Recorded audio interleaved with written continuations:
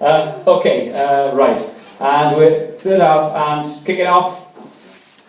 Phil Knight, all the way from me. Phil Knight, thank you.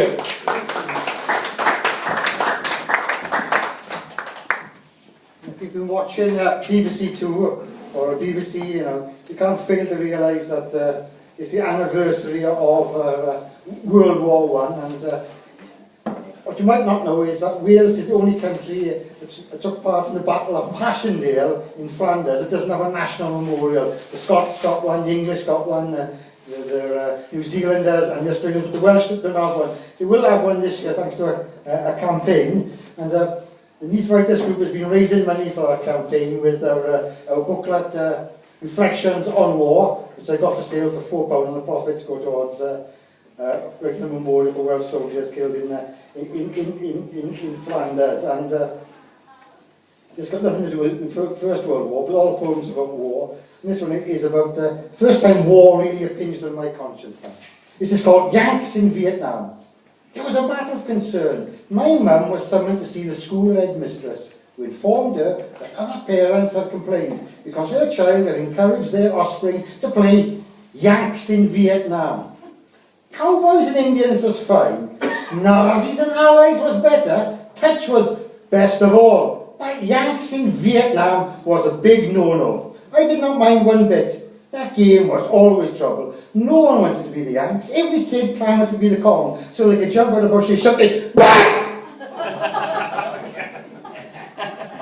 no one ever complained about being a Nazi, even when they lost. They had cool uniforms and really big boots. Some kids used to pray for rain, just because we could then wear our Wellingtons. And as we played at war, on the other side of the world, Southeast Asia burnt. But in Wales, we were happy little Nazis.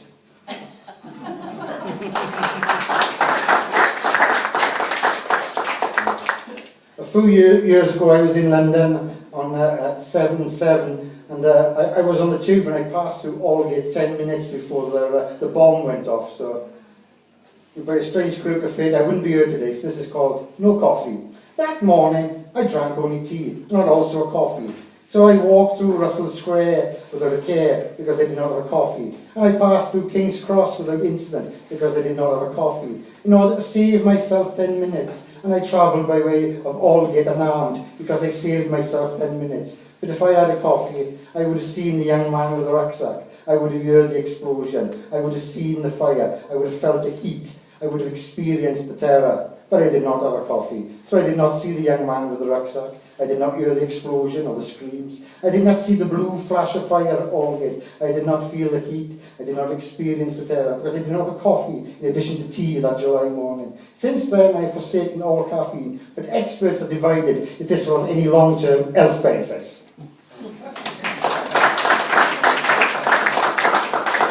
And lastly, I want to say you are welcome to Wales. Wales is lovely, lovely, lovely. Tired tourists will feel at home, as all our shopping centres are grey and chrome, just like in England, or the USA for that matter. Wales is one big theme park. We have the lot. Celts, Romans, Normans, and all kinds of castles, mining museums, but no real mines. Well, that makes the grass all the greener. In Wales, you can enjoy a ride on one of our many lovely little narrow gauge steam railway lines. However, you will have to come by car, as the bus and train service was cut a long time ago. In Wales, you can buy all kinds of lovely things: lab spoons, Welsh dolls, toys, sheep, posters and waterfalls, and tiny little models of miners. And there are lots of lovely books about Wales and Welsh princes and Welsh poets and Welsh communists, who are all nice and safely dead. And you can round off your visit with a meal in a brand new, authentic heritage restaurant, or drink an ale named after Dylan Thomas in one of our many lovely Irish theme pubs. So come to Wales when you can. The rocks and the sea will last forever, but the rest is going, gone.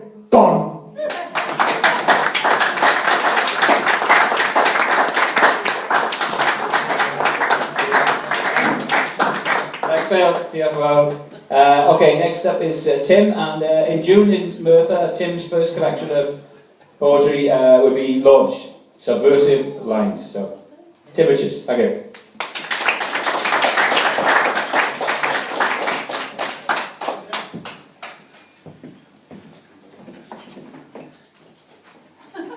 That's better. Right, yes. Well, this is one I wrote recently. This government's bloody awful, isn't it? Don't you think? Yeah. I never thought I'd say this about Tory government, but they almost make Thatcher look good. It's that bad, you know? So this is a poem about Cameron and Osborne and all those billionaires. People.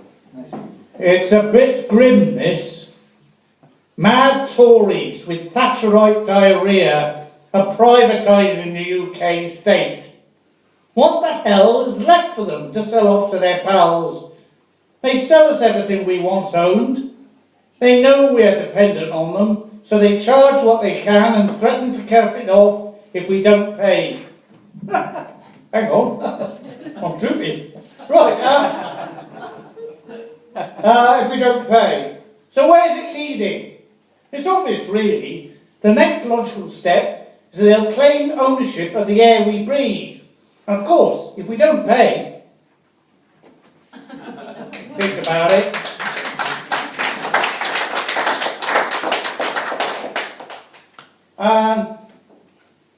Mind you, it's the same old rubbish, year in, year out, isn't it? Because I wrote this poem a number of years ago, and yet it's exactly the same now. Nothing's changed.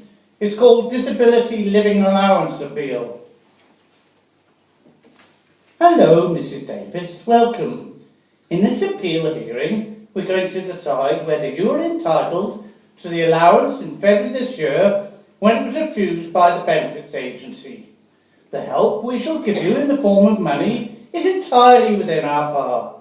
So we're going to ask you a lot of very personal questions.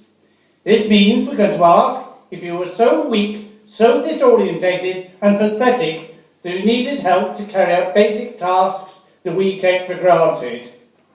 How do you feel about this? Sufficiently humiliated? Well, that's the price of state benefits, Mrs. Davis. We don't give them away. We need a convincing performance, a mixture of grovel and evidence, to make you feel grateful so we can feel good about handing over public money. I watched and talked as the script was played out. I played my part.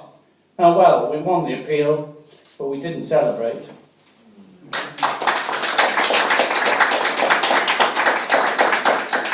It's the number 20 Red Poets coming up now.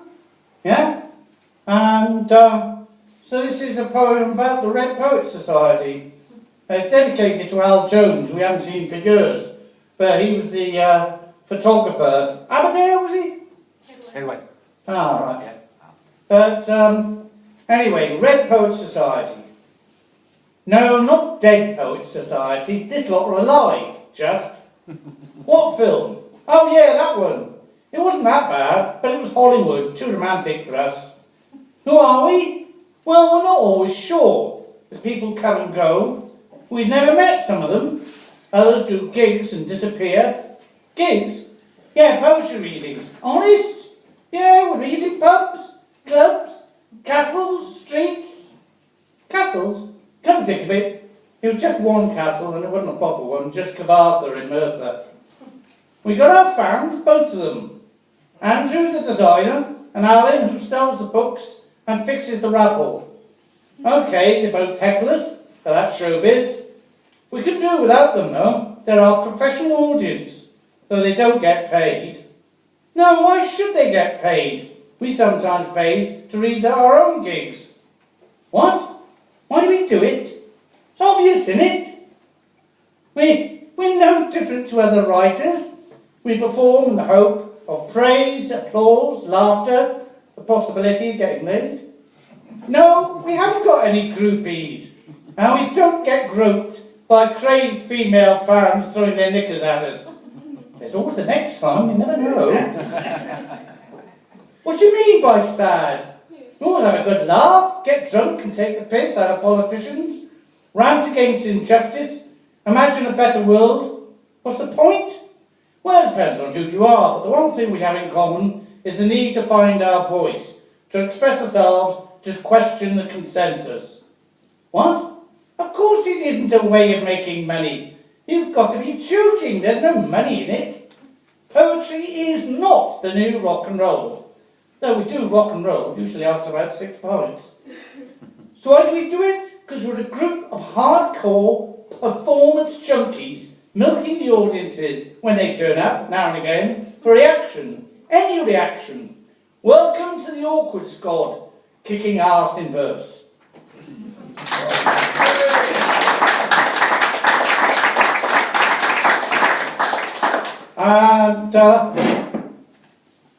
And just a short one. This is one which was one of the earliest I wrote, in fact. It's called Dumb Animals. Pity the poor dumb animals, locked up in little boxes. It's cruel to pen them up. It's not a natural environment, huddled in anonymous cells, with few creature comforts.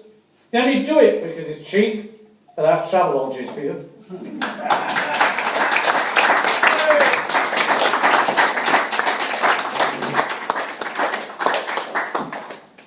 Okay, thanks, Tim.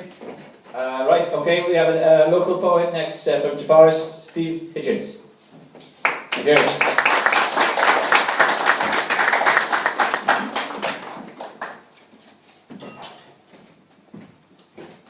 Thanks, Mike. I had to go on a stag do a couple of months ago, and I don't really usually go out, so it was a strange sort of world for me, like experience of a world that I don't usually move through, like nightclubs and pubs and things.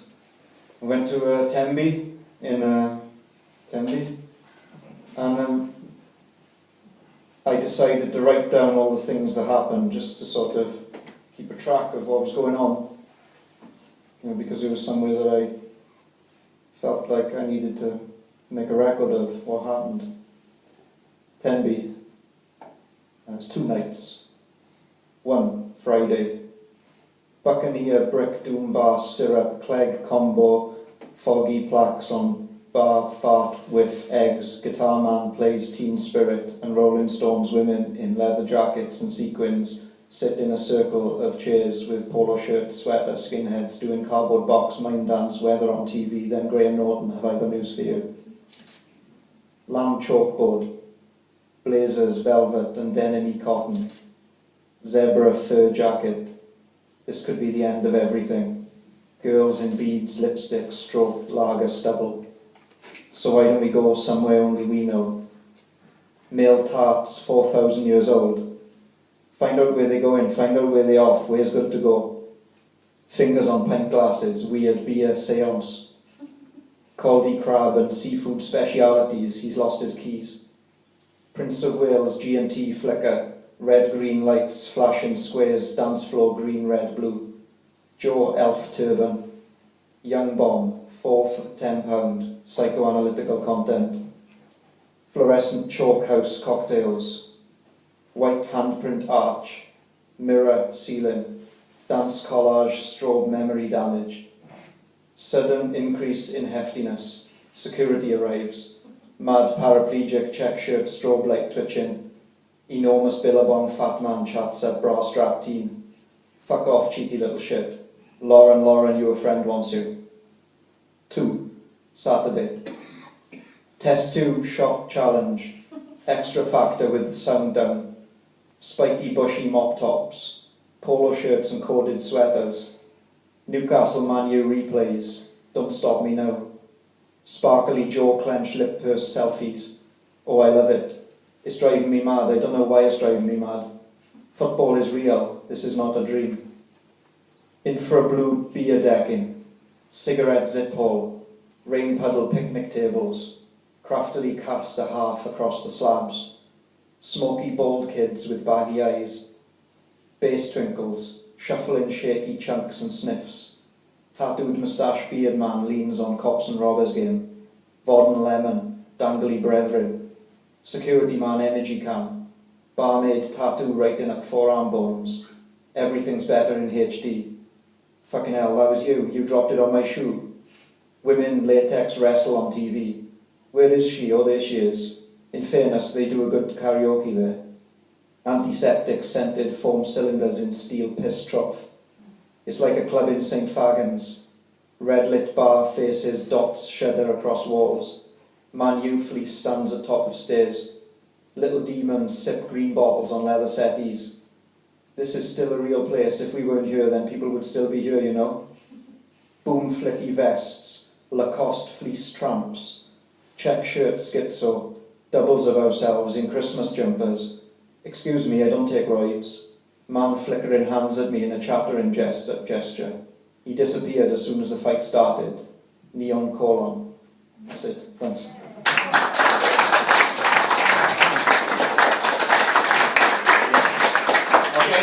Steve, I think you're from Reed Valley, not Treforest, aren't you? That's true. Yeah, absolutely. Next up is Mike Church, who's been fighting to keep the libraries open in RCT. I mean, to be honest, the cuts are just beyond. We need an all Wales campaign against them. I mean, if we got to cut something, you know, cut the royal family, cut the bankers' bonuses, you know, not libraries and all the services to people in Wales. Disgusting. Mike Church. Thank you.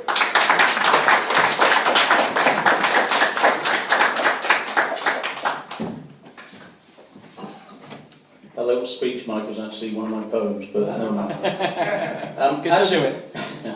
actually, just on the library closures, I got a filmmaker involved, and we went up to Mardy, because I live in RCT in Nantgarrow.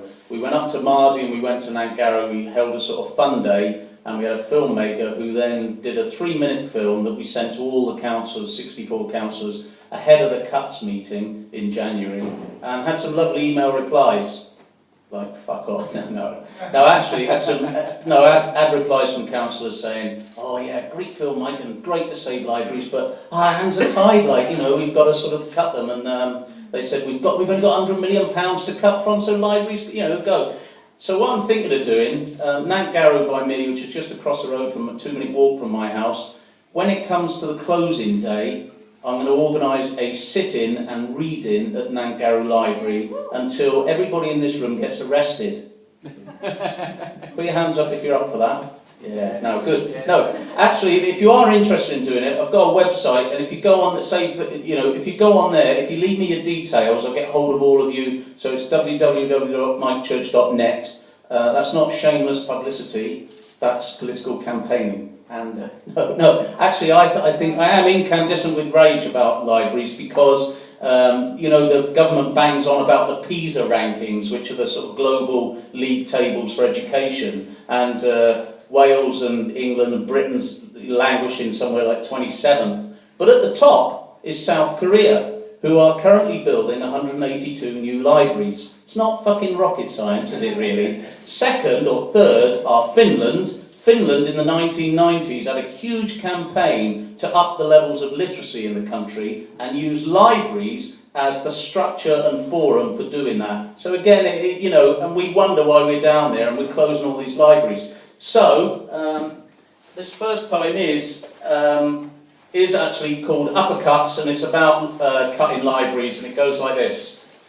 Cut cake, cut cloth, cut hair, but don't cut libraries. Cut diamonds, cut cheese, cut your first teeth, but don't cut libraries. Cut energy bills, cut private health, cut private schools, cut councillors' expenses, cut tax loopholes, cut royalty, but don't cut libraries.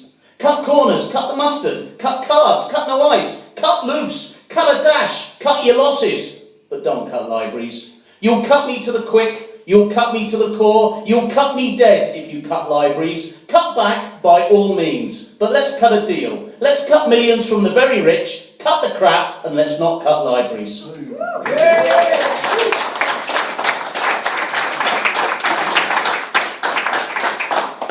And the next one is, last year, I don't know if any of you noticed, but the specials were back on tour. Nodding from John, brilliant. And so this one's about that, about last year really, and it's about some of the things that happened, and it's about, what that really means, because I love this sort of retro movement of everything. And it's called Ghost Town Retro.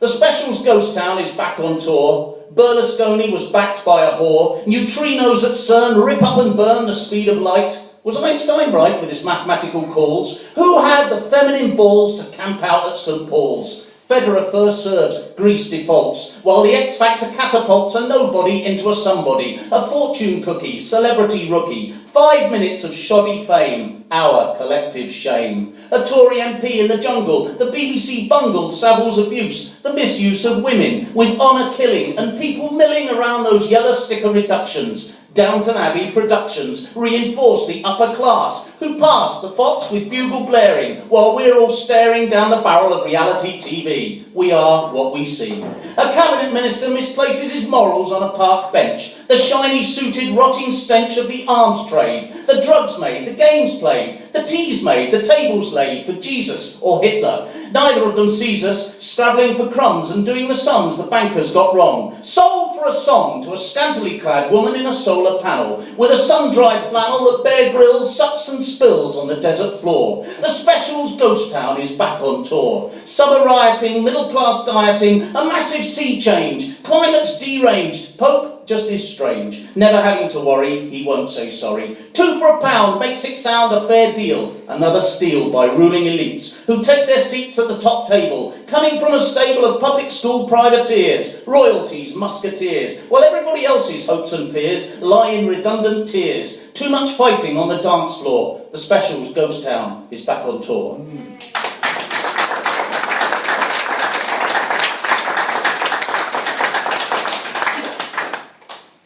Sorry, I'll just end with just one more, if that's all right.